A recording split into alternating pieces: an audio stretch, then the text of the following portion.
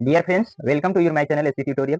आज की इस वीडियो में सीखेंगे ऑक्सफोर्ड जूनियर इंग्लिश ट्रांसलेशन का एक्सरसाइज नंबर 38, जिसमें दिया हुआ है ट्रांसलेट इनटू इंग्लिश। यानी कि यह जो सेंटेंस दिया हुआ है इस प्रकार से, यह पॉजेसिव एडजेक्टिव से दिया हुआ है और इसे किस प्रकार से बनाएंगे। यह दिया हुआ है कि ये मेरे गधे हैं, वे तुम्हारे गधे हैं, मेरी कलमें हैं, वे तुम्हारी कलमें हैं, ये मेरी कमीजें हैं, वे उसकी कमीजें हैं।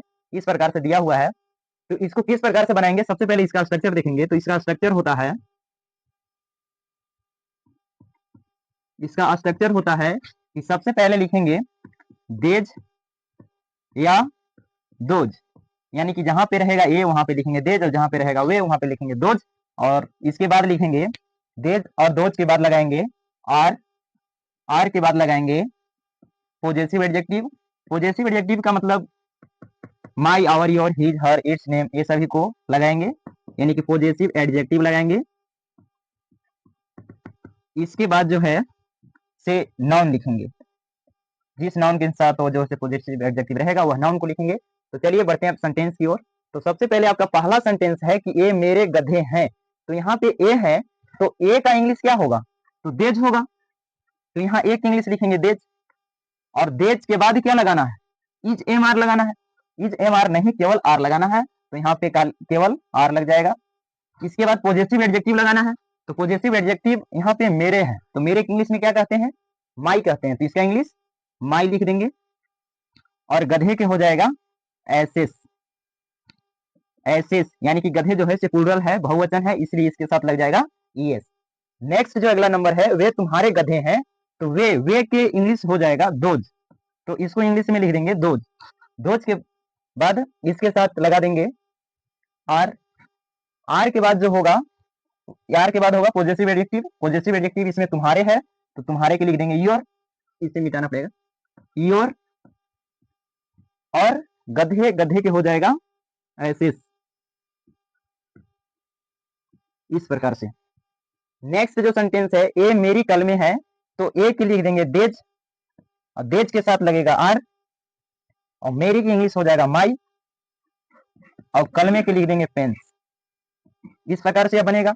नेक्स्ट है कि वे तुम्हारी कलमे हैं। तो वे के लिखेंगे दोज। ए की इंग्लिश देज और वे की इंग्लिश दोज। तो दोज आर तुम्हारी कलमे, तुम्हारी के हो जाएगा योर, और कलमे के हो जाएगा पेन्स। नेक्स्ट है कि यह मेरी कमीजें हैं। तो ए के हो जाएगा देज, के बाद लगा देंगे आर, क्योंकि रूल है सब में आर लगाएंगे, ते दोज के साथ आर लगता ही है। और इसके बाद मेरी के लिख देंगे माई, और कमीजे के इंग्लिश कमीज का होता है शर्ट। तो शर्ट की अंतिम में लग जाएगा एस, शर्ट से हो जाएगा। नेक्स्ट है कि वे उसकी कमीजे हैं। तो वे के लिख देंगे दोज, और दोज के साथ लग जाएगा आर। और उसकी, उसकी यहाँ पे दिया भुलवाने के लिए, लेकिन इसका इंग्लिश हीज होगा, हर नहीं होगा, क्योंकि पुरुष का ही कमीज होता है, स्त्री के थोड़े होता है कि यहाँ पे हर होगा। और कमीज के हो जाएगा। नेक्स्ट है कि ए मेरी चूड़ियां हैं। तो चूड़ियां बताइए किन के लिए चूड़ियां होता है? स्त्रियां के लिए। तो स्त्री का जहां पे जिस सेंटेंस में बोध होगा वहां पे जो है मेरी के लिए माई तो लगेगा ही, लेकिन उसका उसके लिए के लिए जहां पे पुरुष का बोध होगा वहां पे उसका के लिए लगेगा हिज, और जहां पे स्त्री का बोध होगा जिस सेंटेंस में स्त्री का, उसमें लगेगा हर। आगे इसको देखेंगे। तो जो यहाँ पे है कि ए मेरी चूड़ियां हैं, तो ए की लिख देंगे देज, देज के साथ आर लगा देंगे, और मेरी के हो जाएगा माई, और चूड़िया के बैंगल्स। इस प्रकार से नेक्स्ट है कि वे उसकी चूड़ियां हैं। तो वे की हो जाएगा इंग्लिश दोज, और दोज के साथ लगा देंगे आर। और इसके बाद उसकी चूड़ियां, तो स्त्री का ही चूड़ियां होता है, तो उसकी की जगह पर हर लगेगा, और चूड़िया के बैंगल्स। नेक्स्ट है इस प्रकार से, यह इसकी कलमे है। ब्रैकेट में लिखा हुआ है स्त्री, यानी कि जो उसकी का प्रयोग है स्त्री के लिए करना है। तो स्त्री के लिए हिज जो है से हर हो जाएगा, और पुरुष के लिए हिज होगा। तो ए के हो जाएगा यहाँ पे देज, और देज के साथ लगा देंगे आर। और इसके बाद उसकी स्त्री के लिए है, तो स्त्री के लिए रहेगा तो उसकी के हर, और कलमे के पेन। नेक्स्ट है कि वे उसकी कलमे हैं, और उसका का प्रयोग किसके लिए करना है? पुरुष के लिए। तो वे के इंग्लिश हो जाएगा दोज, फिर लिखेंगे आर, और उसका के यहाँ पुरुष के लिए इसलिए हो जाएगा हिज, और कलमे के पेन। नेक्स्ट है कि ये उसकी घोड़े हैं, ये भी पुरुष के लिए प्रयोग करना है, पुरुष जाति के लिए। तो ये क्या हो जाएगा देज आर, उसके के पुरुष के लिए प्रयोग करना है तो हिज हो जाएगा, और घोड़े के हॉर्सेस।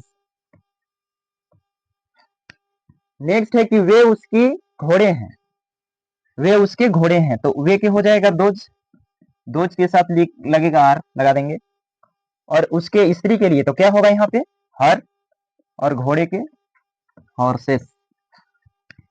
नेक्स्ट है कि हमारे पेड़ हैं, तो एक हो जाएगा देज के साथ लगा देंगे आर, और हमारे के हो जाएगा आवर, और पेड़ के ट्रीज। नेक्स्ट है कि वे उन लोगों के पेड़ हैं, तो वे के हो जाएगा दोज के साथ आर, और उन लोगों के लिख देंगे देयर्स, और पेड़ के ट्रीज।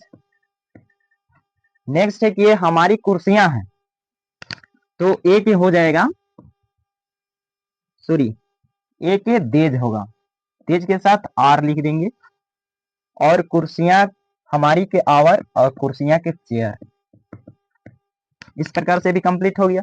नेक्स्ट है कि वे उन लोगों की कुर्सियां, तो वे के हो जाएगा दोज, और दोज के बाद लगाएंगे आर, और उन लोगों के इंग्लिश देयर, और कुर्सियां के चेयर। नेक्स्ट है कि ये इसकी आंखें हैं, ये छोटे छोटे अब वस्तुओं का बात करने लगा, आंखें, टांगे, गहना, इस प्रकार से छोटा छोटा जब आ जाए तो इसके जगह पर इट्स का प्रयोग होता है। तो यहाँ पे एक इंग्लिश लिख देंगे देज, और देज के बाद हो जाएगा आर, और इसके बाद इसी के लिख देंगे इट, और आंखें के आइज, EYES। नेक्स्ट है कि वे इसकी टांगे हैं, तो वे की इंग्लिश हो जाएगा दोज, और टांग दोज के साथ लग जाएगा आर, और यहाँ पे हो जाएगा इसी के इट, और टांगे के लेग्स। एक हो जाएगा इंग्लिश देज के बाद आर, और इसके के इट्स, क्योंकि डैने छोटे वस्तु ये भी है, इट्स, और डैने के हो जाएगा विंग्स।